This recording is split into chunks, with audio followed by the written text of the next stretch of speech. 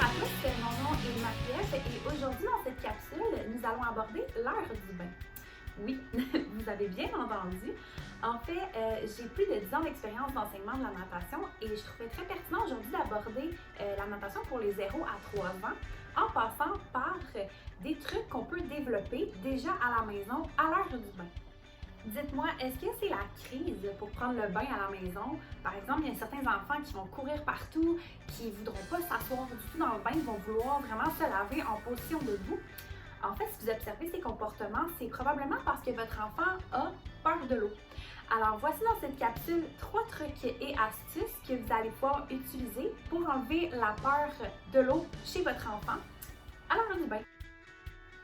La première astuce que je vais vous donner, c'est de rendre l'expérience du bain agréable. Donc, qu'est-ce que je veux dire par là? En fait, c'est que votre enfant voit l'heure du bain comme une activité plutôt qu'une tâche ou une corvée. Et un truc que nous, on utilise en fait dans les cours de natation, c'est d'utiliser les jouets. Donc, vous le savez, les enfants adorent les jouets, adorent les jeux. Donc, utilisez ça à votre avantage. Donc, préparez un bac, un panier, que vous pourrez mettre des jouets que vous savez que votre enfant aime et qui sont consacrés spécialement pour l'heure du bain. Donc, quand votre enfant va arriver pour prendre son bain, il va pouvoir le décorer comme il veut avec les jouets que vous allez avoir utilisés dans le panier. Ça peut être le fameux canard jaune, des bateaux qui flottent en plastique, un arrosoir que je vous recommande fortement, des balles multicolores, etc. Donc, allez-y vraiment avec l'intérêt de votre enfant. Et si vous voulez être encore plus créatif, vous pourriez même incorporer une thématique, une histoire, des chansons à travers cette expérience-là et vous allez voir, votre enfant va trouver ça beaucoup plus agréable.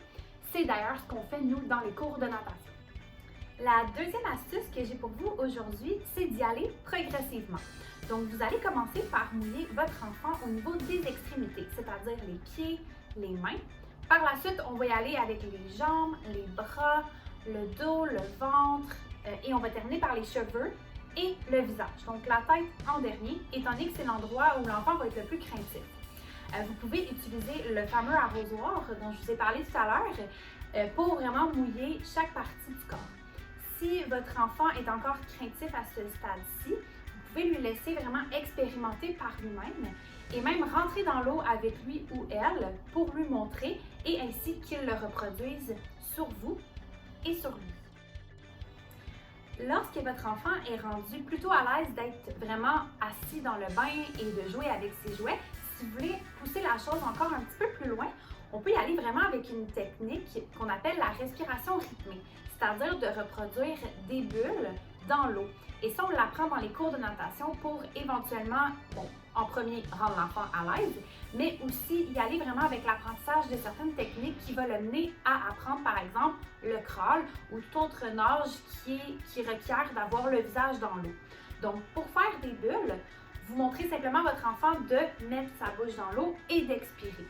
Vous pouvez aussi faire ce qu'on appelle la fontaine, qui est de prendre l'eau dans la bouche, de la recracher. Évidemment, petit conseil, mettez pas encore de savon dans l'eau pour le faire, sinon ce ne sera pas très agréable.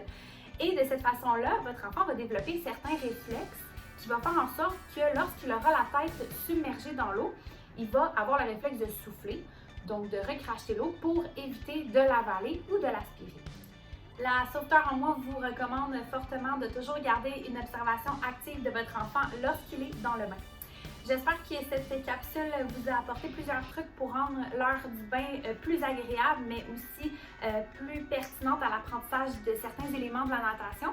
Alors, n'hésitez pas à écrire en commentaire les objets que vous avez utilisés pour décorer votre bain, mais aussi vos propres trucs et astuces pour rendre l'expérience du bain plus agréable.